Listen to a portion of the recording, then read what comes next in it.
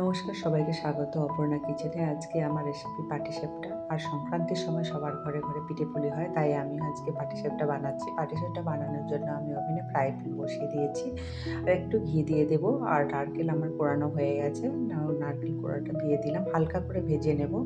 গুড়টাও দিয়ে দিলাম, ভালোভাবে মিক্সড করে নেব। আমার পুরটা হয়ে গেল, নামিয়ে রাখবো। এবার আমি ব্যাটারটা বানিয়ে নেব। আমি 4 কাপ চালের গুঁড়ো নিয়েছি, আর 2 কাপ ময়দা নিয়েছি, আর একটু নুন দিয়ে দেবো, আর গুড়টাও দিয়ে দিলাম, ভালোভাবে মিক্সড করে নেব। 1 কাপ দুধ দিয়ে দিলাম, আর লাগলে আমি এর পরে দেবো। ব্যাটারটাকে ফেটাতে থাকবো, ভালোভাবে ফেটাতে হবে। ফেটানো হয়ে গেছে, আমার ব্যাটার রেডি।